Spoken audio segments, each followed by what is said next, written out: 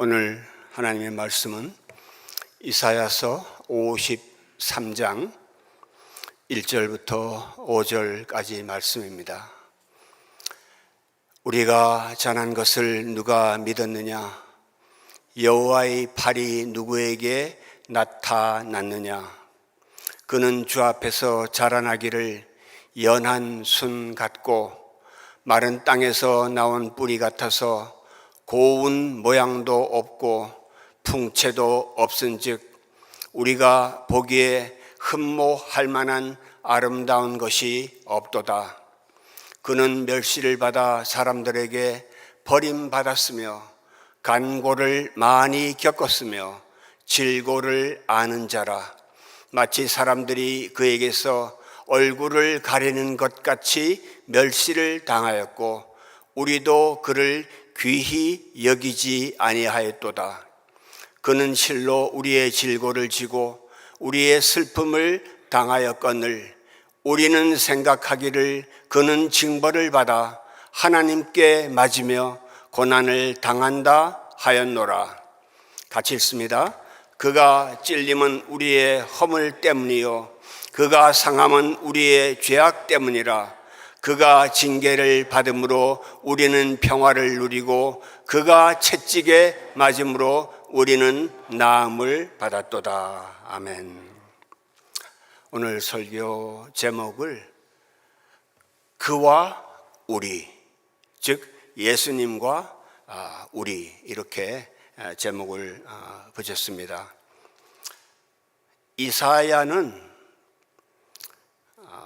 구약에서 제일 방대한 66권에 걸쳐서 펼쳐지는 위대한 서사시입니다. 이사야라는 뜻이 여호와는 구원이시다, 여호와가 구원하신다, 이런 뜻을 갖고 있습니다.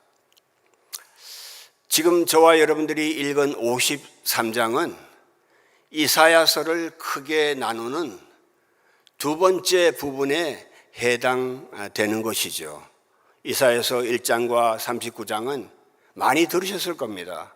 심판, 징계, 하나님의 우리에 대한 처벌을 강조하셨다면은 40장부터는 하나님의 백성들을 위로하라고 말씀하시면서 40장부터 55장까지가 이제 새로운 내용이 전개되고 있습니다. 즉 회복을 말씀합니다. 그리고 56장부터 66장까지는 마지막 종말론적인 소망을 말씀하고 있습니다. 오늘 말씀드리는 부분은 그 중간 부분에 해당되는데 이 중간 부분을 누가 썼느냐 하는 데 대해서 많은 논란이 있습니다. 여기에 대해서 시간을 많이 소비하고 싶지는 않습니다. 그러나 대다수의 학자들이 동의하는 것은 이사야 1장부터 39장까지 쓴 이사야가 아니고 제2의 이사야가 있었다 하는 것입니다. 문체도 다르고 45장에 보면은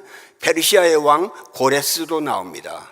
그러니까 1장부터 39장까지의 역사적인 그 상황과 40장 이후부터 전개되는 시대적인 구분은 너무나 다릅니다.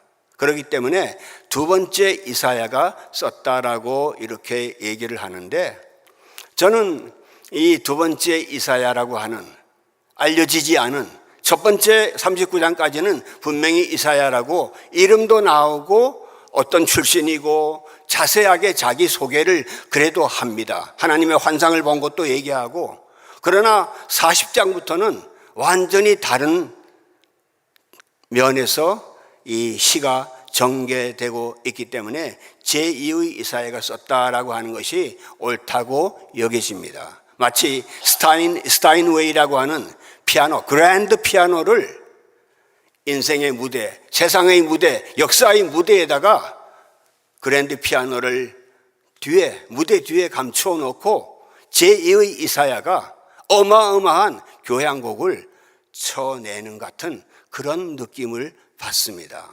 자, 그래서 40장 이후부터 이런 말씀을 얘기하고 있습니다. 풀은 마르고 꽃은 시드나 하나님의 말씀은 영영이 선다라고 말씀합니다. 풀과 꽃은 인생들만 얘기하는 것이 아니죠. 그 앞에 아수르가 있었죠. 그리고 지금 곧 바벨론이 이 남유다까지 아수르에 의해서 722년에 북이스라엘이 망했습니다. 그리고 597년에 이제 바벨론에 의해서 남유다 완전히 망합니다. 그리고 바벨론 이후에 페르시아가 나옵니다. 풀과 꽃 같은 인생, 풀과 꽃 같은 세상, 풀과 꽃 같은 역사의 전개들도 다 없어지고 사라지지만은 하나님의 말씀은 영영이 선다는 것입니다. 그러면서 곧바로 아름다운 소식을 강조합니다. 두 번이나 아름다운 소식을 40장에서 강조하면서 예루살렘과 시온의 이 아름다운 소식을 선포한다고 얘기하면서 43장에서는 이제 이전 일을 기억하지 말라는 것입니다. 이전 일과 before, after 완전히 달라진다는 것입니다. 이전 일을 기억하지 말고 새 일을 내가 행한다라고 말씀을 하십니다. 이 하나님의 놀라운 교양곡이 점점 그 음계를 높이면서 새 일과 옛일 이 확연한 구분 속에서 한 종을 소개하고 있습니다. 그 한 종이 바로 내가 붙드는 나의 종, 내 마음에 기뻐하는 자고 곧 내가 택할 사람을 보라라고 한 종을 소개를 하면서 저와 여러분들이 오늘 보는 53장의 고난받는 종을 완전하게 보여주고 있습니다.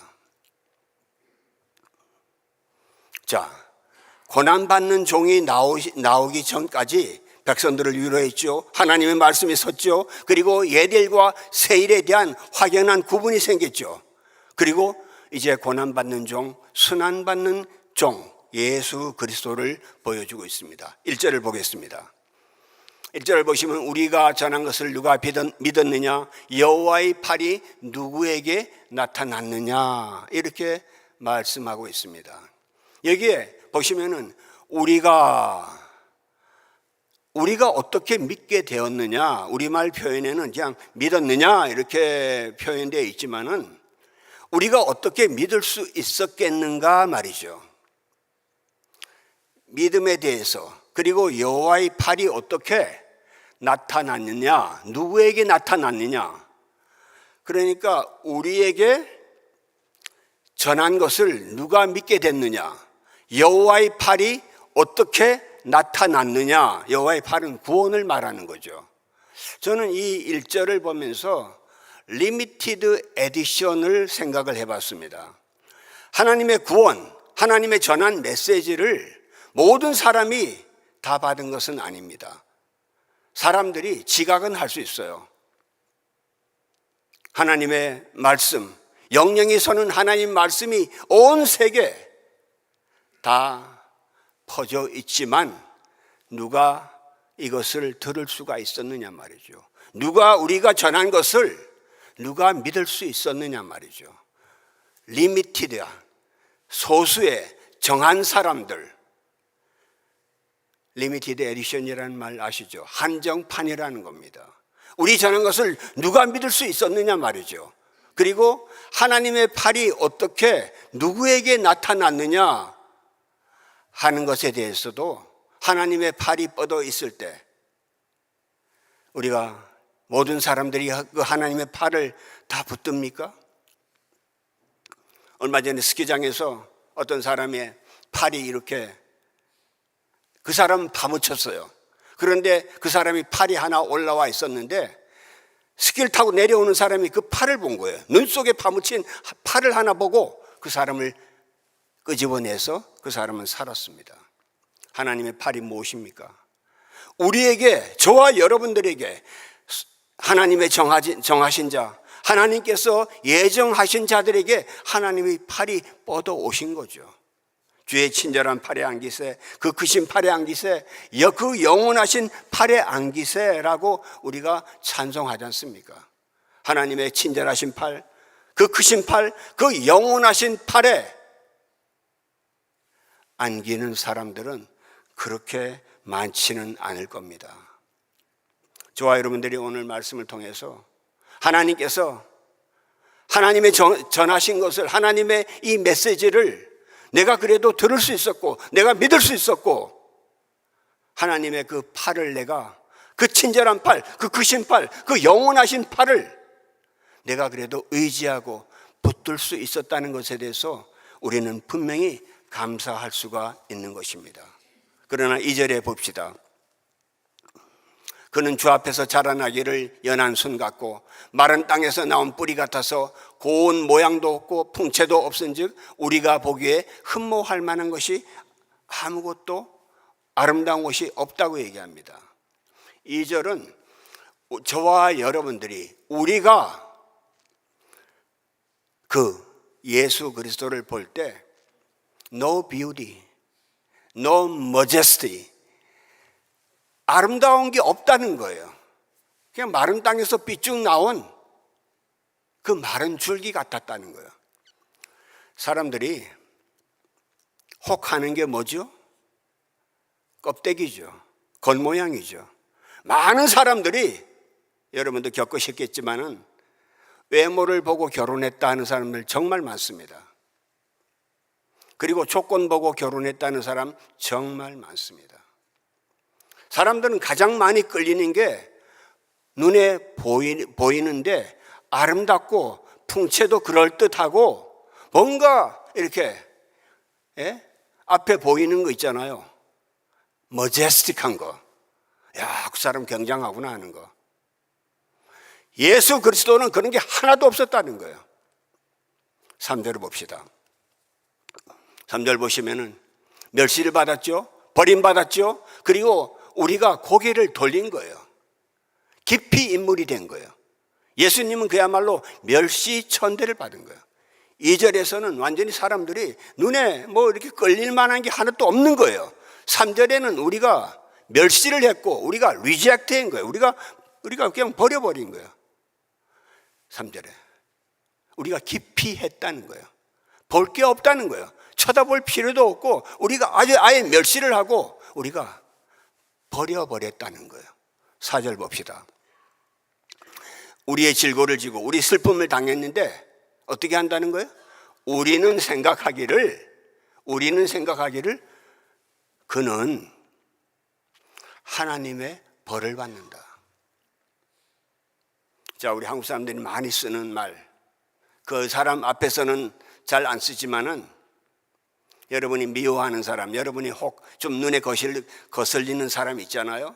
그 사람이 좀 질고라는 게 그냥 간단한 고생하는 게 아니에요. 정신적인 것, 심리적인 것, 어떤 직접적인 그 어려움들 있잖아요. 누가 고생 많이 하고 병도 걸리고 이러면 뭐라 그래요? 천벌을 받았구나 이래요. 천벌을 받았다 그래요.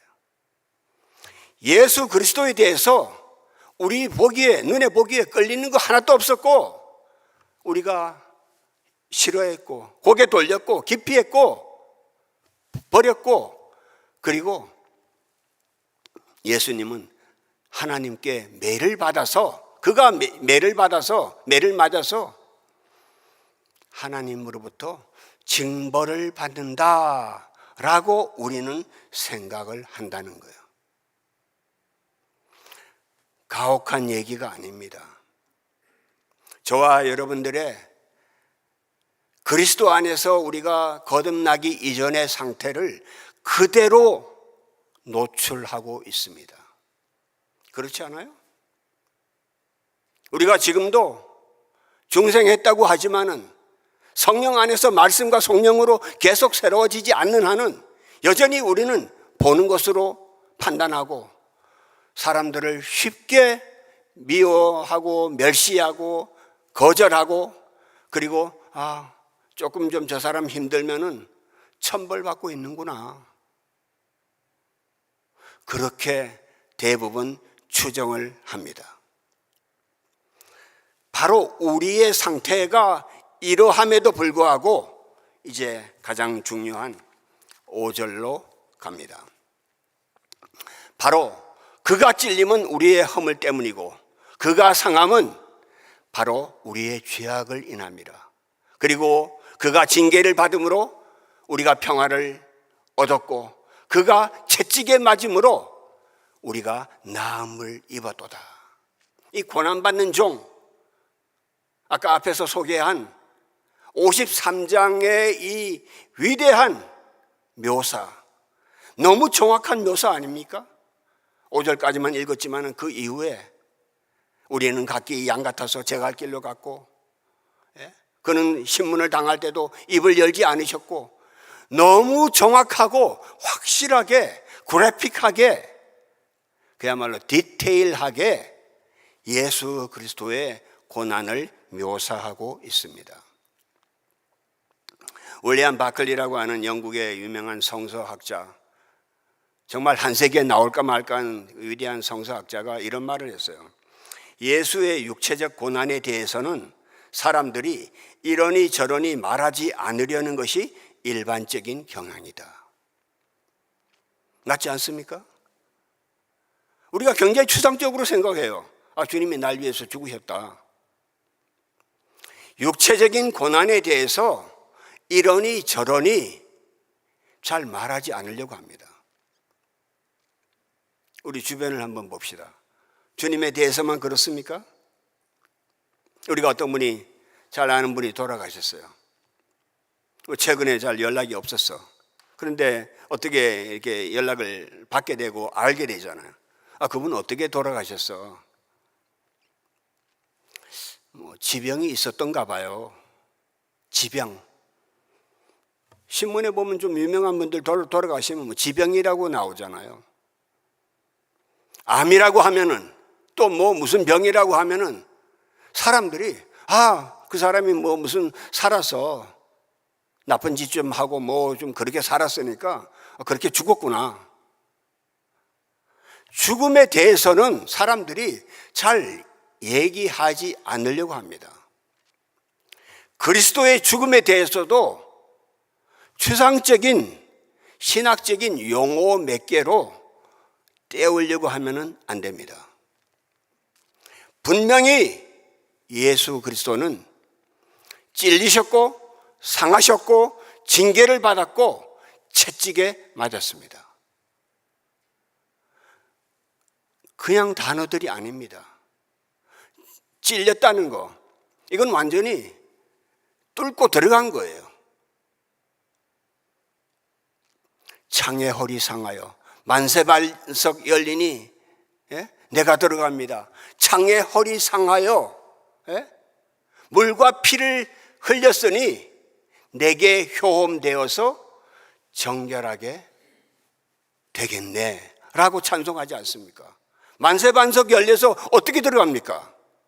그리스도가 완전히 창에 찔려서 죽을 지경이 되셔서 고통을 당하셨기 때문에 만세반석 열린 곳에 우리가 들어간다는 거예요. 그가 찔림은 우리의 뭐 때문이라고 하죠? 허물이라고 하잖아요. 우리 한국말 허물이라는 것은 굉장히 이렇게 흐릿하고 경감시키는, 죄에 대해서 좀 무덤덤하게 만드는 단어입니다. 좀 미안하게 됐습니다. 송구합니다. 제가 좀 허물이 많아서요. 그러잖아요. 굉장히 쉽게 이렇게 허물 없는 사람 어디 있습니까? 라고 허물을 때우는 단어로 사용합니다. 그러나 분명히 여기에 허물은 그런 단어가 아닙니다. 간단한 실수, 잘못이 아닙니다. 선을 넘어가는 거예요. 하나님의 선, 레드라인 밟지 말라 그러잖아요. 하나님 앞에 반역하는 것이고 반란을 일으키는 것이고 침범하는 고의적이고 확실하고 두드러진 하나님에게 대드는 행위가 허물입니다. 허물 많은데 좀 그렇지요. 아닙니다. 바로 그런 허물 때문에 그리스도가 창에 허리 상하셨다는 겁니다. 우리의 치명적인 죄악들 때문에, 허물 때문에 그리스도가 치명적인 죽음을 당하셨다는 걸 말씀하고 있습니다. 그리고 그가 상함은 우리의 죄악을 인함이라. 아까 허물은 바깥으로 나온 거죠. 여기 죄악이라는 것은 우리 안에 있는 더 엄청난 죄 플러스 악입니다. 죄악입니다. 이 죄악에 대해서는 성 어거스틴이 이렇게 표현을 합니다. 인간은 안으로 굽은 마음을 갖고 있다. 우리가 안으로 굽어 있고 뒤틀어져 있고 삐뚤어져 있고 휘어졌다는 거예요. 제가 몇 가지 표현을 지금 말씀을 드렸는데 한번 생각해 보세요. 저 아는 분이 창자가 꼬여서 이 창자를 다 바깥으로 이렇게 다 풀어 헤쳐가지고 빨래처럼 좀 자세하게 모르겠어요. 하여간 설명을 들으니 그렇더라고요. 이 꼬인 걸 다 풀어내느라고 이 빨래처럼 다 바깥에 끌어내가지고 다 청소를 했대요.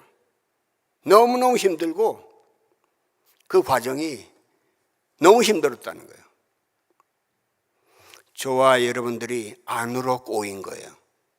제가 좀 이해가 되실까 싶어서 이런 말씀을 드리는 거예요. 우리가 안으로 꼬인 게 생각해 보세요. 얼마나 많습니까? 뒤틀어지고 비틀어지고 굽어진 것 말이죠. 여기에 대해서 마틴 루터는 또 이렇게 얘기합니다. 인간 본성 자체가 너무나 깊게 자신을 향해 이렇게 굽어 있어서 은총이 없이는 스스로 허리를 펼 수가 없다. 하나님의 은혜가 없으면은 우리가, 이런 표현 좀 죄송하지만은 영적인 곱추라는 거예요. 곱추라는 표현 아시나요? 노틀담의 곱추라고 있었어요, 영화가. 물론 유명한 소설이죠. 제가 한국에 있을 때 동네 매일 걸어 다닐 때 자주 보는 할아버지가 있었어요. 완전히 기역자였습니다. 그분은 고개를 들 수 없었어요. 허리를 펼 수 없었어요. 완전하게 그냥 땅만 보고 완전히 기역자. 그러니까 그분의 키는 기역자로 이렇게 꺾어져 있으니까 50cm, 60cm?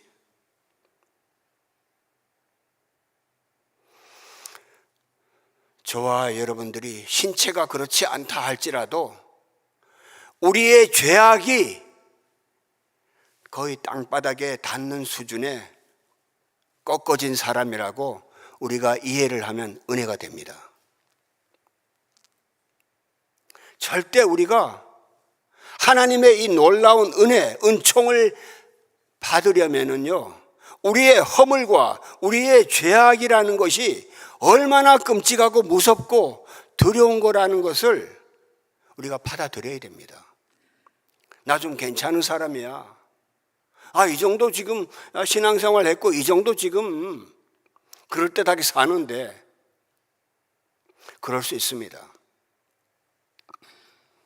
그렇기 때문에 바울은 너희의 허물과 죄로 죽었던 너희를 살리셨도다. 허물로 죽은 우리를 그리스도와 함께 살리셨도다. 허물과 죄, 시편 103편에도 우리의 죄를 따라서 처치하지 아니하시고 우리의 죄악을 따라 갚지 않으셨다. 아비가 자식을 불쌍히 여김같이 여호와께서 자기를 경외하는 자를 불쌍히 여기시나니 이는 저가 우리의 체질을 아신다. 이 말씀 너무 좋아요. 하나님이 내 체질을 아신다는 거예요. 우리 체질 검사하잖아요. 우리 체질이 허물과 죄악의 체질이라는 거예요. 그리고 허물과 죄악으로 우리가 행동하고 말하고 생각하는 이 모든 것을 그리스도께서 감당하셨다는 거예요. 찔리고 상함으로. 상했다는 것이 뭐 좀 이렇게 반창고 바르는 그런 상하는 게 아니죠. 완전히 크러시드 된 거예요. 완전히 뭉개진 상태가 멜 깁슨의 Passion of Christ 영화 보셨잖아요. 완전히 이겨진 상태, 그 상태 때문에 우리의 허물과 우리의 죄악이 용서받고 우리가 회복될 수가 있었다는 거예요. 은혜가 아니고는 설명이 안 되는 현상입니다. 아니, 저와 여러분들의 허물과 저와 여러분들의 죄악으로 이토록 우리는 굽어있고 이토록 우리는 형편없이 하나님 앞에 반역하는 자들이었는데 그가 찔리고 그가 상함으로 우리가 나음을 입었고 우리가 평화를 얻었다는 거예요. 우리가 세 번째 이제 그가 징계를 받음으로 우리가 평화를 얻었다, 이런 말씀이 또 나오지 않습니까? 여기에 평화라는 것은 여러분들이 너무나 잘 아시는 샬롬, 이 말이잖아요. 그냥 평화가 아니죠. 완전체로 우리를 온전케 하시는, 우리를 온전하게 하시는, 내가 온전하니 너희도 온전하라고 만들어주시는 그 온전함 있잖아요. 아까 우리는 굽어져 있잖아요. 삐뚤어져 있잖아요. 꼬여 있잖아요. 잘못을 계속 밥 먹듯이 반복하잖아요. 그러나 그가 이 모든 것을 다 퍼니시먼트, 하나님의 그 징계를 다 받아들임으로써 우리들에게는 리턴해 주시는 게 뭐죠? 우리들에게 리펀드 해 주시는 게 뭐죠? 샬롬이라는 거예요. 샬롬. 여기 독일어를 잘하시는 분들이 두 분 계시는데 제가 독일어를 얘기해서 좀 그럴지 모르는데, 히틀러에 대해서 앞에 붙이는 단어가 어떤 단어인지 아시죠? 발음하기가 좀 그런데 2차 대전 영화의 히틀러, 하일 히틀러라고 하잖아요. 하일이라는 단어가 바로 이 샬롬이라는 단어입니다. 영어의 피스라는 단어보다도 독일어의 하일 히틀러에 하필이면 왜 히틀러한테 붙였어요? 그만큼 인간들은요, 완전한 것, 평화, 뭐 대단한 어떤 성취, 자기들이 좀 괜찮아지는 걸 히틀러한테 그냥 다 맡겼습니다. 미친 짓이죠. 인간에게 하일 히틀러 하면서 인간에게 하나님이 주시는 완전한 평화, 완전한 온전체를 히틀러에게 덮어씌운 겁니다. 히틀러에게 다 맡겨버린 거죠. 그 괴물한테. 조심스럽기는 하지만은, 자, 지금 미국 조심해야 됩니다. 하일 히틀러 하듯이 하일 누구에게 한다면은 정말 곤란합니다. 정치적으로 제가 말씀드리려고 하는 게 아닙니다. 누가 이렇다 저렇다 말하기 싫습니다.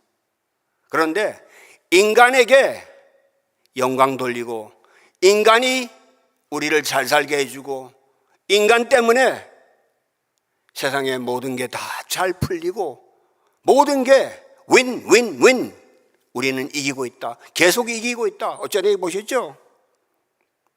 두렵습니다. 겸손을 잃고 하나님 앞에서의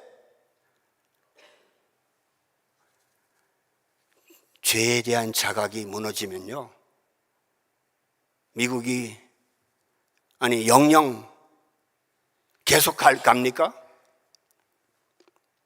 풀은 마르고 꽃은 시듭니다. 하나님의 말씀만이 영영이 서 있습니다.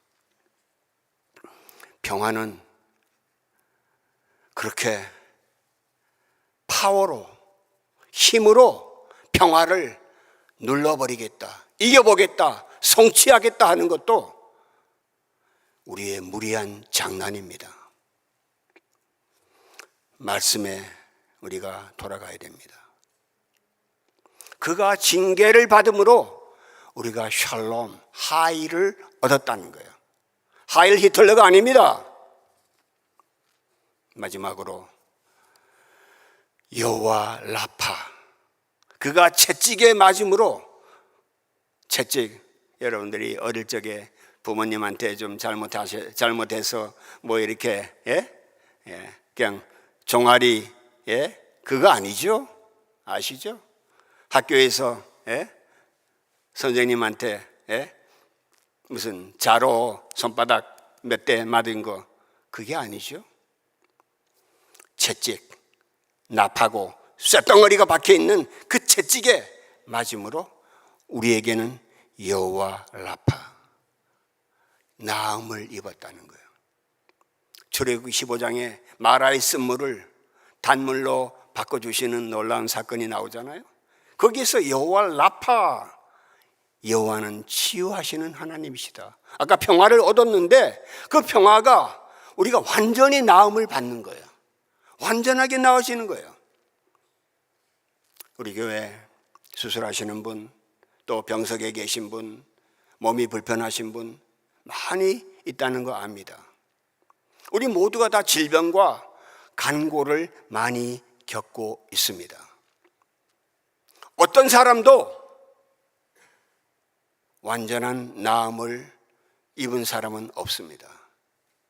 그러나 그가 채찍에 맞음으로 우리가 나음을 입었다는 것, 정말 이 말씀이 여러분에게, 여러분이 특별히 몸이 너무 불편할 때, 아플 때 이 말씀을 100번이고 200번이고 계속 묵상해 보십시오.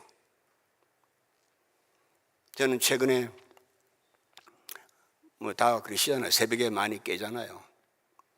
새벽에 깨면은 1시간이고 2시간이고 53장에 찔상, 징체, 이 네 가지, 그리스도의 고난, 이 네 가지를 계속해서 말도 해보고 묵상도 해보고 기도도 해봅니다.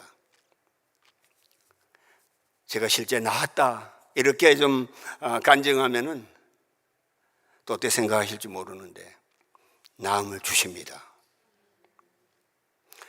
주의 말씀에 그가 채찍에 맞았다는 것 때문에 나는 나음을 입는 거예요.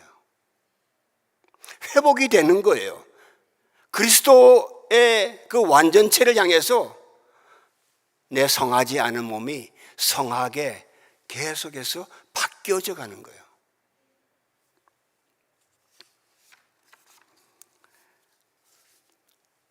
오늘 본문은 그야말로 아주 쉽게 말하면은 난센스입니다. 조금 영어 단어를 좋아하시는 분은 악시모론이라는 단어입니다. 악시모론. 제임스 집사님이, 제임스 장로님이 웃으시는데 악시모론 아시나요?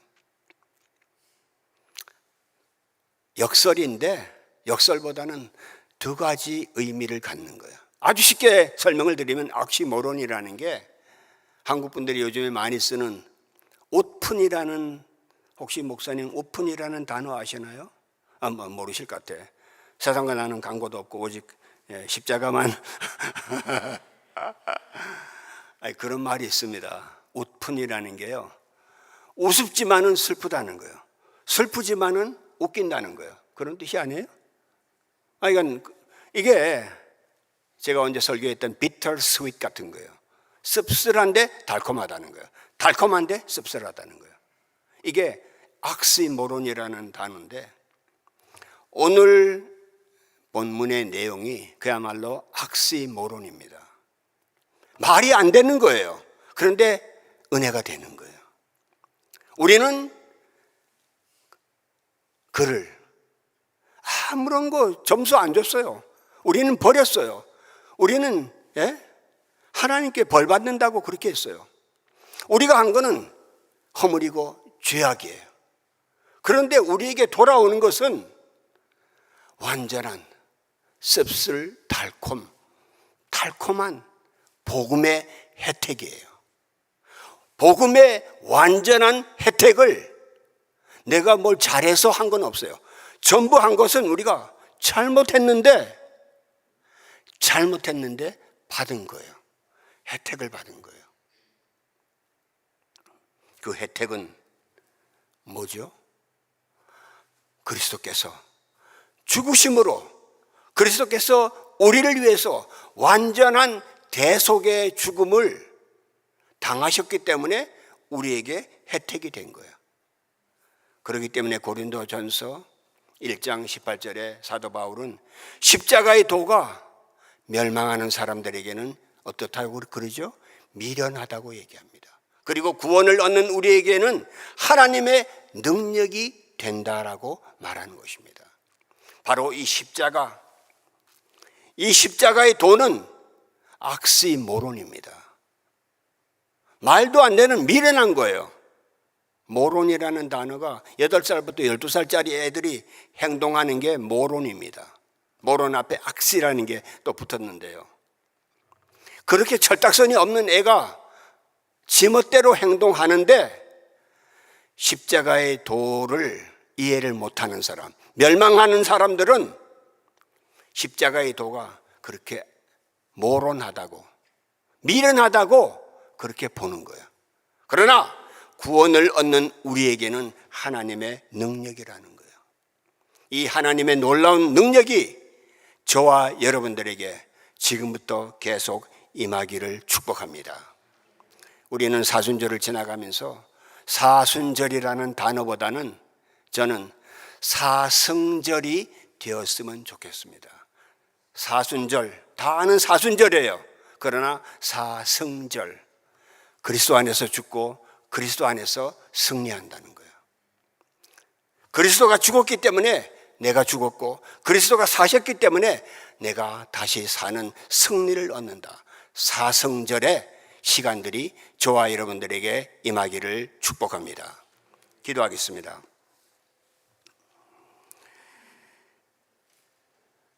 아버지,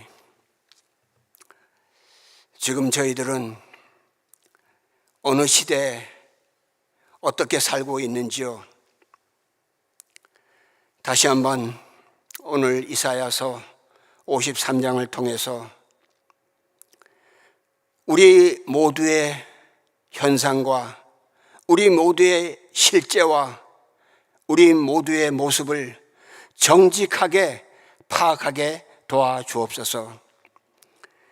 주님의 고난 때문에 우리에게 받은 이 놀라운 혜택을 감사하면서 사승절을 보낼 수 있도록 도와주옵소서.